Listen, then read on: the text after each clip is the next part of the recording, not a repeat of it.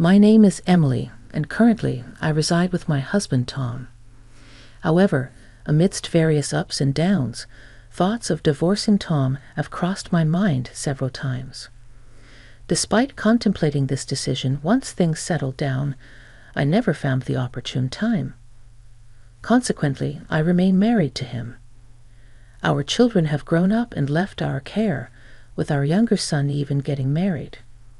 It seemed like an appropriate moment to consider divorce. Then our eldest son, John, brought home his fiancée, Catherine. I anticipated getting along well with my potential future daughter-in-law. As I extended a greeting, Catherine, with a cute smile, firmly grasped my hand. Observing her engaging conversation and warm demeanor, I couldn't help but think it was natural for John to like her. Even my husband, Tom, appeared to enjoy her company. Catherine truly seemed like a wonderful girl, and with only 2 sons, it felt like I finally had a daughter. Witnessing my husband's smile and friendly interaction with Catherine, I couldn't suppress a sigh. The main reason behind my contemplation of divorce stemmed from Tom's bad behavior towards women. In our 30-year marriage, he had engaged in affairs at least 6 times, with each instance resulting in consequences. Despite my hesitation to divorce him, unwilling to deprive our children of their father, I planned to consider divorce once the children were independent. However, since that decision, Tom had not strayed, and I hadn't brought up the topic of divorce. Part of the delay was due to my busy work life, but I couldn't deny that I had expected Tom to do something outrageous. Suddenly, Tom suggested that John and Catherine should live with us, stating that Catherine had lost her parents and lacked relatives for support. He proposed that we become her second parents. Perplexed, I questioned his sudden change in stance, as he usually avoided getting involved in troublesome matters. Despite his usual reluctance, he seemed eager to support his daughter-in-law.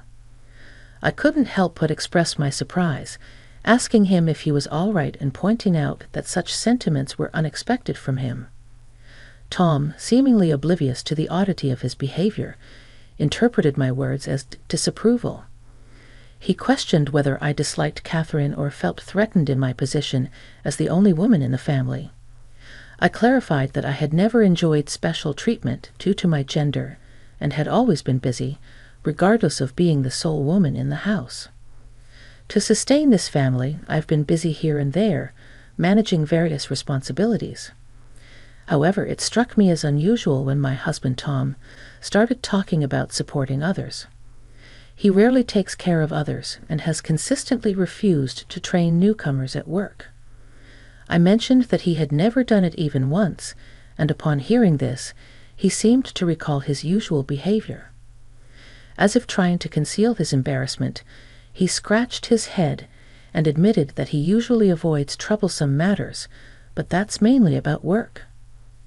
Tom argued that Catherine is going to be family, so it's normal for him to be concerned about her. While I considered his words, thinking it might be unusual for him to show such care, I didn't initially have a bad impression of John and Catherine living together. However, as newlyweds, I wondered if Catherine might have reservations. Tom assured me not to worry, expressing confidence that Catherine would never oppose the idea. Later, after the wedding, Catherine confirmed Tom's prediction, saying that living together was fine with her. She explained that having lost both her parents, getting married to John and joining a new family made her feel less lonely. Despite initial concerns, I was amazed at how smoothly things were going, and thus our life together began. John, having always lived in this house, was capable of handling housework. Catherine, a full-time housewife, diligently took care of household chores. Initially, I felt relieved as Catherine's presence seemed to lighten my burdens. However, Tom's comments about needing a beautiful woman like Catherine in the house and expressing physical improvement since her arrival began to make me uneasy. Even when he deliberately sat too close to her on the sofa, he dismissed concerns, saying, "Don't worry, after all, we're family now." About a month into our shared living arrangement, I noticed one of my accessories had disappeared. Considering my regular organization of jewelry and accessories, it seemed unlikely that I misplaced it. What heightened my concern was that the most expensive item was missing from my jewelry box. Concerned about the missing jewelry, I decided to install a camera in my room due to growing mistrust towards Catherine. She displayed no discomfort around Tom, who was getting too close, and knowing some of Tom's previous mistresses had shown interest in my belongings, I suspected Catherine might be similar. When a second piece of jewelry went missing, I checked the camera and found Catherine on tape. Confronting her with the footage, Catherine burst into tears and collapsed on the floor, claiming innocence. Calmly, I questioned her about the missing jewelry, and she cried even more. It seemed she thought crying wouldn't work on me, and sought help from Tom. He rushed in, embraced Catherine, and accused me of bullying my daughter-in-law, expressing disbelief in my wickedness. Catherine's husband, John, arrived late, confused by the scene. Unable to reason with Tom and Catherine, I took John outside and showed him the video. He turned pale, needing time to process what he saw. Returning to the living room, I overheard Tom and Catherine planning to frame me as the villain, with Catherine excited about the prospect. They discussed using photos to claim I had bullied her, aiming to drive me out. In dismay, I learned that Emily's father had recently passed away, leaving an inheritance of $900 million. Tom and Catherine planned to persuade John to manage the family finances, ensuring they could spend the entire inheritance. Disrupting their delusional plans, I decided to take action. Informing John of their affair, we went to a detective agency for a detailed investigation into Tom and Catherine's relationship. Confirming their affair, the next step was clear: a divorce with Tom. Having already prepared divorce papers during Tom's sixth affair, I had held off on submitting them since he hadn't cheated since then. Despite my intention to discuss the matter with Tom amid various family events, including our second son's marriage, our eldest son's marriage, and my father's funeral, we never found the time. Now, determined to proceed, I filled in my part of the divorce papers and promptly submitted them to the office. Announcing a long business trip, I decided to leave the house.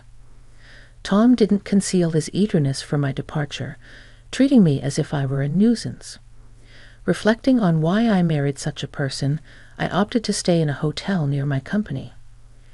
Reluctantly, I asked John to undertake the challenging task of setting up cameras in the house and later retrieving them. Although I enlisted the help of a detective agency, having additional evidence was never a problem, so I decided to record Tom and Catherine's interactions at home. After my father's 49th day memorial service, the lawyer informed me that I had inherited all of my father's estate. Accompanying me, Tom couldn't hide his grin upon hearing the news. It was astonishing how humans could reveal such blatantly greedy faces. As soon as Tom brought me home, he gathered everyone in the living room, including my eldest son and his wife. Pompously, he announced that he was giving all the inheritance to the eldest son's family, claiming it was a command from the head of the family with no objections allowed. Catherine, unaware her affair with Tom was exposed to her husband, looked at John and said she was looking forward to the deposit. Having prepared divorce papers during Tom's sixth affair, I had refrained from submitting them since he hadn't cheated since then.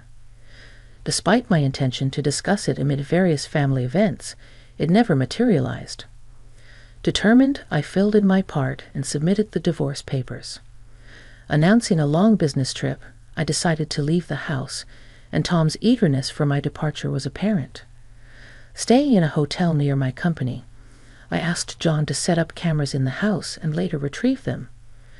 I also recorded Tom and Catherine's interactions, gathering more evidence. After my father's memorial service, the lawyer informed me of inheriting all of my father's estate. Accompanying me, Tom couldn't hide his grin. However, upon returning home, Tom declared giving all the inheritance to our eldest son's family, asserting he was the head of the family with absolute orders. Catherine, unaware of inheritance laws, was shocked. Tom, caught up in his affair, embarrassingly argued against my claim. I revealed having sold the house, leaving Tom bewildered. He argued about the property tax, revealing his ignorance. I pointed out that the house was inherited by me, not him, and Tom, still lost in thoughts of his affair, failed to comprehend. Catherine, shocked by Tom's claim, seemed genuinely surprised. I calmly exposed their affair, revealing photos taken by a detective agency. I left the house with John, my divorce finalized, and referred him to a good lawyer for his divorce. The next day at work, Tom caused a scene, claiming to be the next president due to being the son-in-law of the former president. The vice president approached me, and I informed Tom about his suspension and impending dismissal. Tom, desperate, tried to cling to me, but I shrugged him off, stating that the divorce was already processed. Catherine, facing disapproval from her parents, was under house arrest and working in a job chosen by them. Tom, having spent most of his savings, borrowed money from dangerous sources and disappeared. With Tom and Catherine out of my life, my existence finally felt secure.